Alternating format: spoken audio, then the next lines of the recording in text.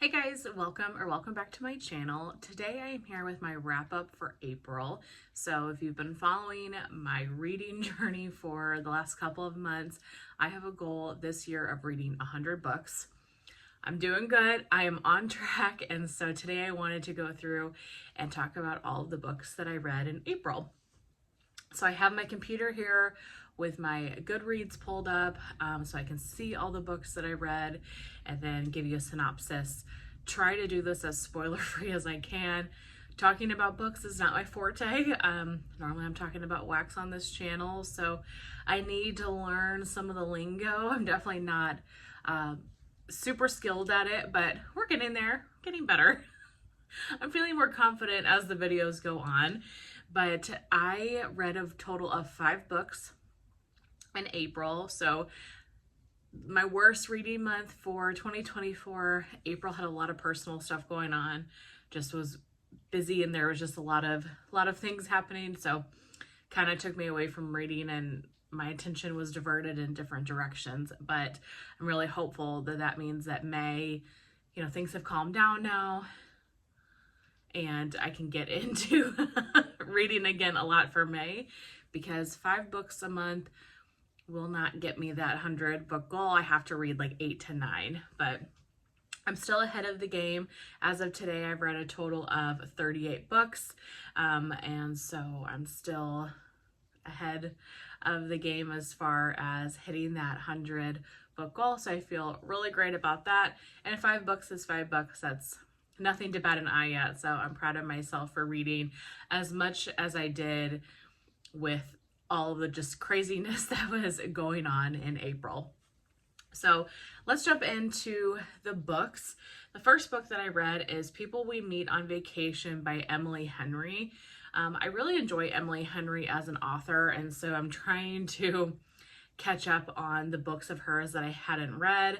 So I read a book of hers in March, I read this one in April, and I will have another one. I've already finished another Emily Henry novel for the May wrap up. So at this point, after the one that I read in May, I am completely caught up on all of Emily Henry's novels.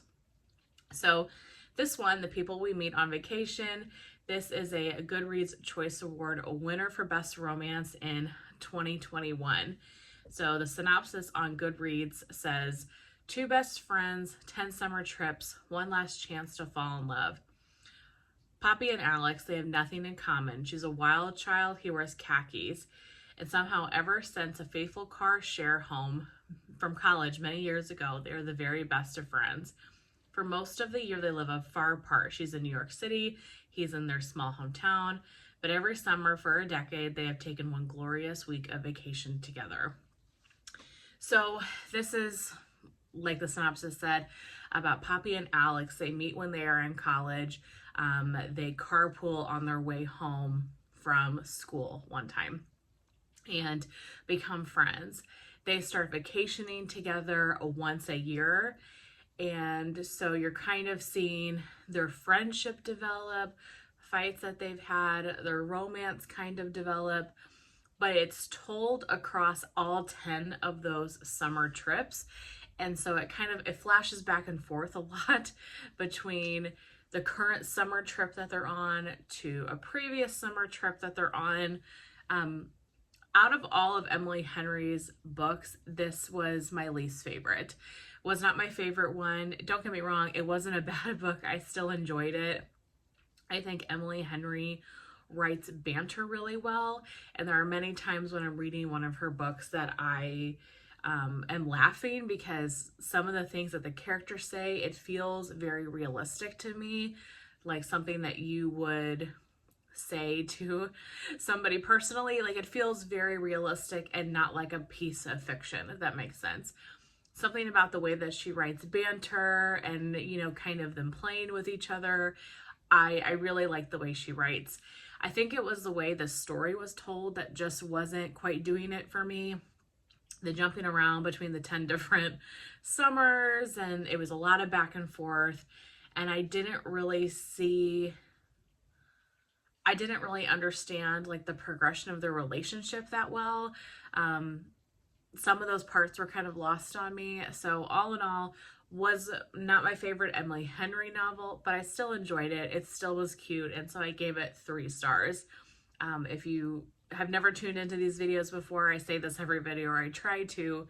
Goodreads ranks books on a 5-star scale, 5 being like the best book you've ever read, and 1 being the lowest star. So most of the time, my books kind of land in that 3 category, which was, it was good, I enjoyed it, didn't super stand out to me. So a 4 or 5 would be anything that really stood out. And then obviously a 1 or 2 would stand out, but in the opposite direction. So did enjoy this, and I gave it a 3 stars. The next book that I read is The Last Mrs. Parish, I cannot speak, by Liv Constantine. So I've seen a lot of people talk about this book and compare it to other novels, and I think if I compare it to any other novel, I'm going to give it away. So I don't want to say what I think that this is like, but there are many books out right now that I have personally read that have this similar theme, this similar plot. But if I say what it is, then it's going to give the whole book away. So this is about a woman named Amber, and Amber doesn't have a lot of money. Amber's kind of tired of being like a nobody, and she befriends this woman named Daphne.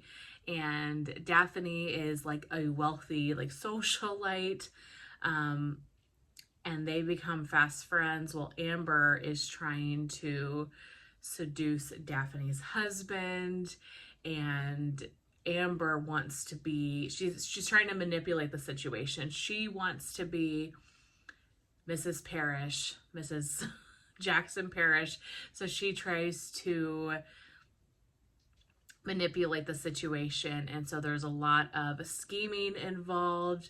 And then there's a twist at the end of the novel. And like I said, the twist is something that I've seen in multiple other books before.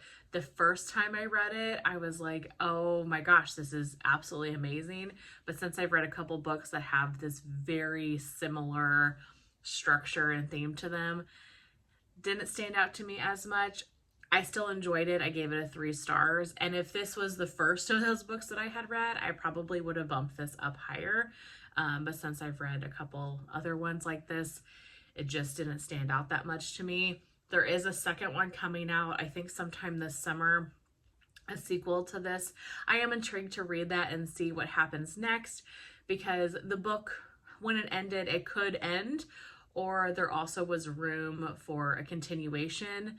Kind of, okay, well, what happens with the rest of their lives? So I am excited to read that second book. Still a really great book, don't get me wrong. And like I said, I would have given this higher stars if I would have maybe read it first or even second.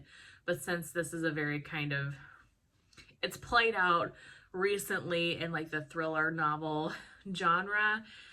So if you are a like major mystery thriller reader, you probably have read this before in so many words. But if not, it definitely would be one that I recommend. I feel like I didn't say that much about it, but I think whatever I say is going to give it away. So 3 out of 5 stars. Next, I read The One by John Mars. This is one of the most interesting books I've read in a really long time. And I will say, out of the 5 books I read this month, I will mark this one as being my favorite. This is the best of the books I read in April. This was so intriguing, and I've heard a lot about John Mars and his novels, and a lot of people that really enjoy them, and I can see why. They're a different take on a mystery thriller. They're almost like an action thriller. Yeah, it was a really interesting novel. So this says, how far would you go to find the one? A simple DNA test is all it takes. That's the promise made by Match Your DNA. So essentially, these people, it's set futuristic, right? It feels very present day, but it's actually a little bit in the future. And there is this scientific discovery that you could swab the inside of your mouth, send off your saliva, and they will match you to your like genetically destined soulmate. So the thought is that only each person has one soulmate. Swab your mouth, then you're going to get your match, and then you can choose to talk to that person via like email or text or however electronic communication it was. And that's how a lot of people find their match. But a lot of people are already with somebody, and then they decide to do the swab, and then they find out that they're not genetically matched, and that causes issues. So it follows, I want to say, 6 different individuals and their journeys for finding their right person. So some of them are in relationships, some of them do the DNA swab and they find out their match is deceased. Some of them do the DNA swab and find out their match with somebody who is terminally ill. So each of them has their own unique story. And then of course there are twists and turns, there's mayhem and scheming, and there's murder. So this was so interesting, I think, because it was so different than anything I had ever read, and it kept me really intrigued.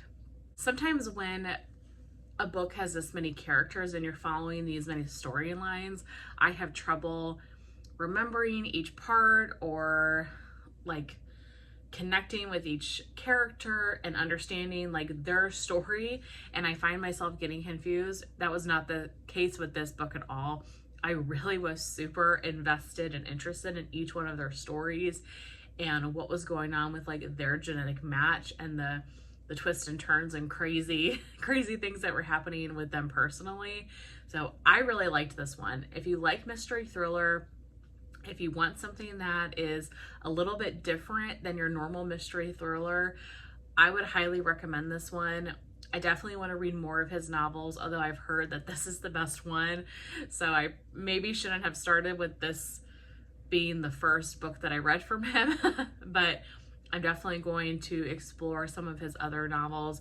But I gave this one a 4 out of 5 stars. It was really excellent and definitely the best book that I read in April. Next, I read She's Not Sorry by Mary Kubica. I'm not sure if I'm saying that right. Goodreads says, an ICU nurse accidentally uncovers a patient's frightening past in this chilling thriller. Megan is trying to find a balance between being a single mom to a teenage daughter and working as a full-time nurse.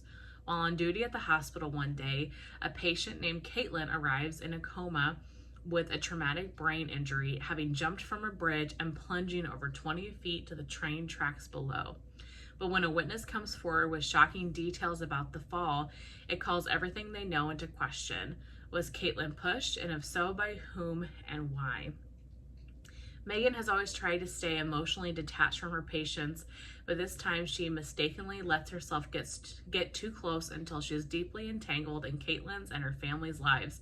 Only when it's too late does she realize that her and her daughter could be the next victims.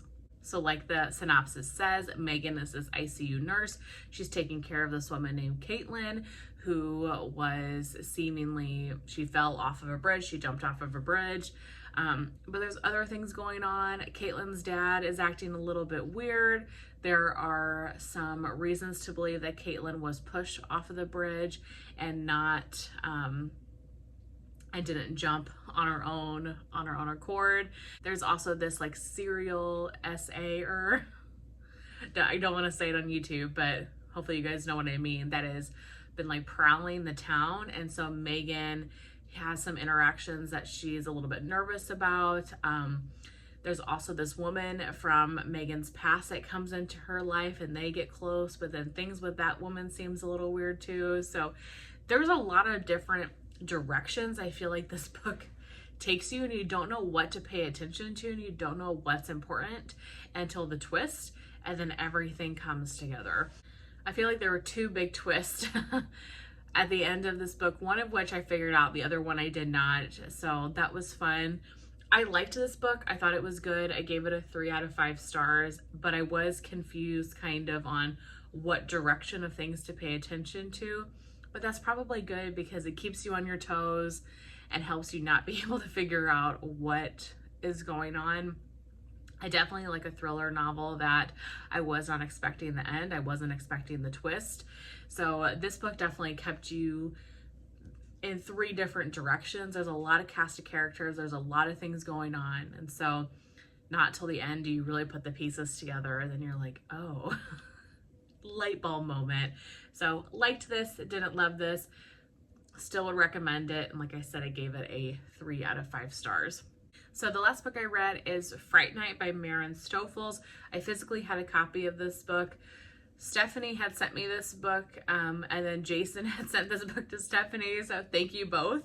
So I will have to send it off to somebody else in the world to read. This was a short novel. It was like 200 pages, not even, I think it was like 196 or something, and I read it in like 1 or 2 days when I was at home for a couple of days, and just powered through it. This is the perfect book to like get you into spooky season or get you into those Halloween feels. It's a YA, young adult kind of mystery novel. Not too much plot is with it. It's about these kids.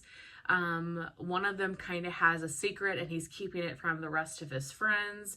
And then they participate in this Fright Night, essentially kind of haunted house type of activity, but the workers at the haunted house can touch you, and it's a very like intense experience. You have to sign waivers, things like that. And so it follows a couple of people that are setting up for the Fright Night and are going to participate in like working and trying to scare people coming through like the exhibit. And then it follows the kids, and like I said, and the one that kind of is keeping something from the rest of his friends. Is the plot anything that that deep? No. And it's not meant to be. It is just a fun, kind of spooky, YA, cheesy, cozy type of novel to get you in the mood for Halloween. So I'm always in the mood for Halloween, and I don't read a whole ton of physical books. I read a lot more audiobooks or listen to a lot more audiobooks. So it was fun just to sit down on the couch for a couple days and read and just kind of get into that Halloween haunted house type of feel. So gave this a 3 stars. It was nothing amazing, but it was cute and I enjoyed it. But that is it. Those are the 5 books that I've read in April. I'm hopeful that let's go forward, Alexis. I'm hopeful that May will be a better month. And I've already read 2 books so far. Yeah, and both of them I gave 4 stars. So far we are into a good month of May. Hoping to catch up, and my goal for May is $10. We'll see if that happens, but 10 bucks is my thought. In any case, that's everything I have to share with you guys today. Thank you so much for tuning in to my April wrap up. I would love to know what your favorite book of the month was, or if you're excited about reading something. What are you currently reading? I would love to know. I'll see you very soon in my next one. Bye.